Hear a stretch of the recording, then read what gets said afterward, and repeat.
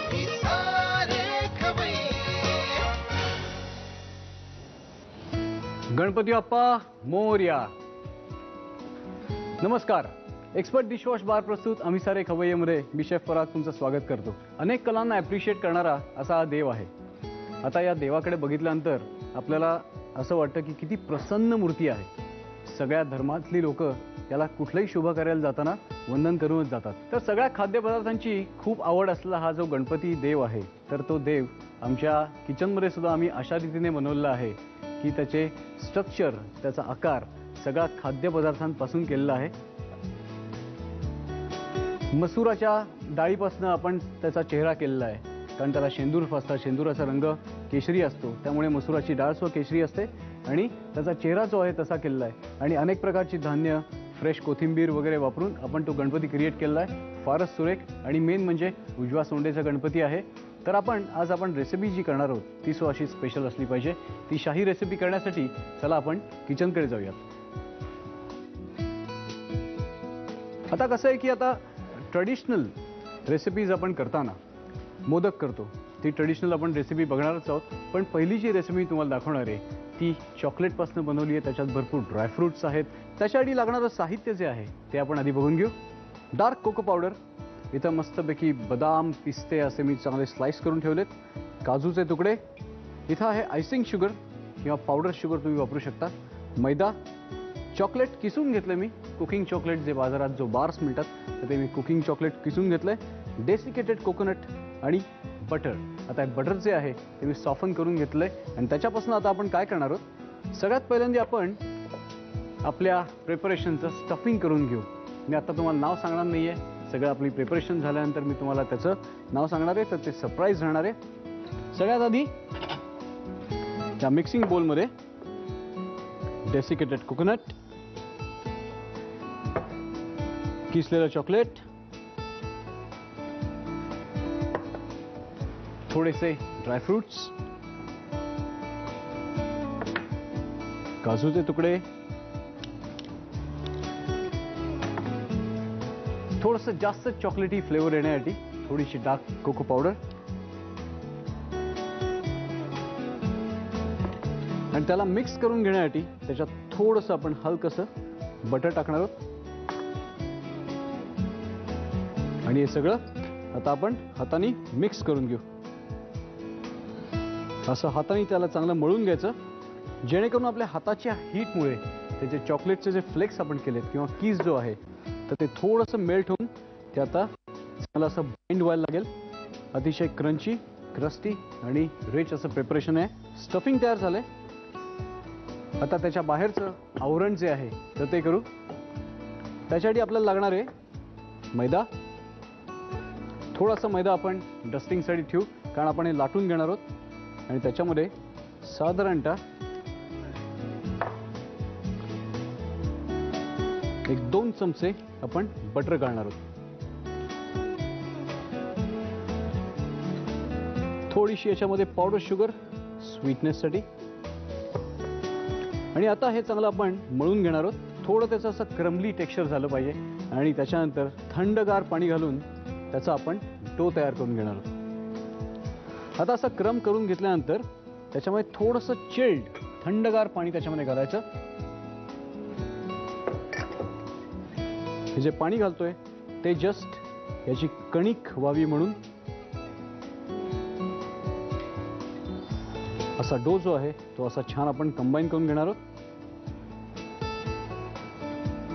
असं हलकंसं मळून घ्यायचं. आता या डो मधनं मी थोडासा डो बाजूला काढून त्याच्यामध्ये कोको पावडर घालणार आहे आणि या डोला ब्राऊन कलर घेणार आहे. म्हणजे आपल्याला जेव्हा आपण त्याला लाटू तेव्हा 2 कलर्स वापरून आपण त्याला लाटू शकतो.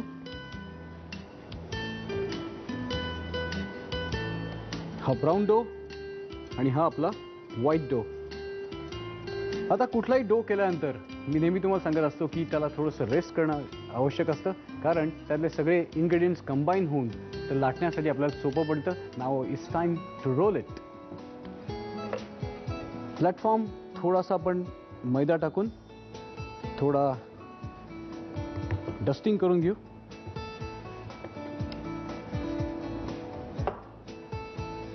आणि असा लाटलेला साईडला ठेवू. आणि आता डार्क जो डो आहे तर तो लाटून घेऊ. आता जो डार्क डो लाटलेला आहे आता याचे आपण स्ट्रिप्स करून घेणार आहोत.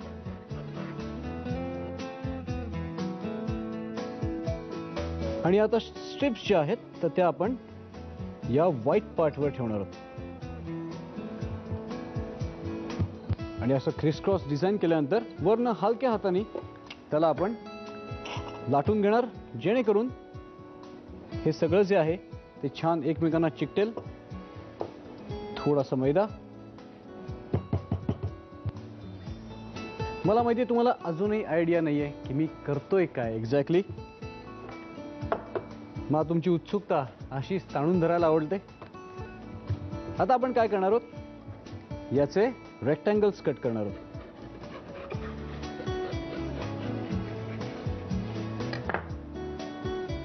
हे सगळे रेक्टँगल्स असे आपण उलटे करून ठेवणार.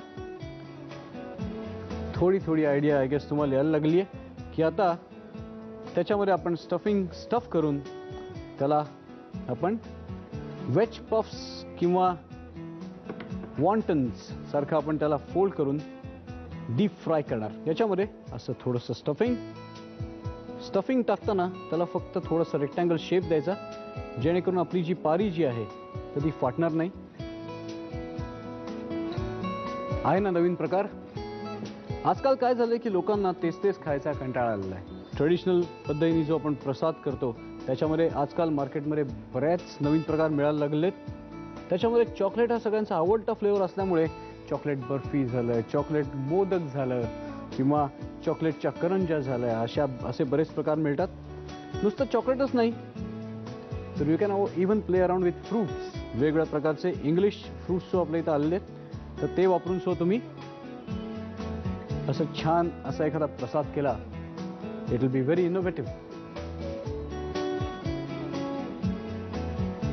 असं स्टफिंग लावल्यानंतर त्याला आता आपण आणि सील करून त्या साईड्स ज्या आहेत त्या अशा कट करून टाकायच्या, म्हणजे त्याला असा एक इव्हन शेप येईल. याच्यामध्ये एकच फक्त खबरदारी घ्यायला लागते की याच्या साईड्स आणि याच्या वरचं आपण जे दोन्ही पार्ट जे चिकटवलेले आहेत तर ते नीट चिकटवले पाहिजेत. अदरवाईज व्हाईल फ्राईंग ते सेपरेट होण्याची शक्यता असते. आता हे जे 6 जे आता टॉफी एक्लेअर सारखे दिसतात, चॉकलेट टॉफी एक्लेअर, तर ते आता आपण छान फ्राय करून घेऊ. आता जोपर्यंत हे फ्राय होत आहेत तोपर्यंत याच्या डेकोरेशनचं साहित्य आपण जमवून ठेवू. इथे आपल्याकडे नट्स वगैरे काही आहेत, कोको पावडर आहे, आयसिंग शुगर आहे, त्यांनी आपण छान डस्टिंग करणार आहोत. आता आपले एक्लेअर्स जे आहेत ते मस्तपैकी फ्राय झाले. आता ते गार्निश करण्यासाठी आपण जरा ही प्लेट जी आहे ती जरा थोडी सजवून घेऊ. इथे एका कोनमध्ये असं मेल्टेड चॉकलेट घेतलंय. थोडंसं आपण प्लेटला गार्निश करून घेऊ. सेट. त्याच्यामध्ये असे मस्तपैकी आपण हे चॉकलेट एक्लेअर्स ठेवणार. त्याच्यावरती थोडीशी पावडर शुगर आणि थोडीशी डार्क कोको पावडर.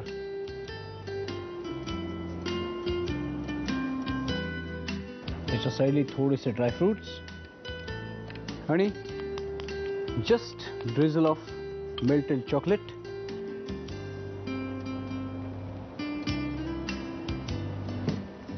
लापले. ब्युटिफुल. वा. असा शाही प्रसाद जर असेल तर अख्खी बिल्डिंग तुमच्याकडे आरतीसाठी येईल. पटकन याचं साहित्य आणि कृती लिहून घ्या. एक्लेअर्स बनवण्यासाठी लागणारं साहित्य: कोको पावडर, पिस्ता, बदाम आणि काजूचे तुकडे, आयसिंग शुगर, मैदा, किसलेलं डार्क चॉकलेट, डेसिकेटेड कोकोनट आणि बटर.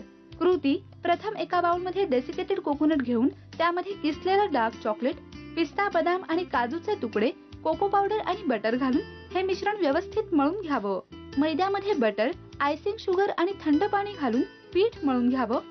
या पिठाचे 2 भाग करून त्यातल्या एका भागात कोको पावडर घालून चॉकलेटी रंगाचा गोळा तयार करावा.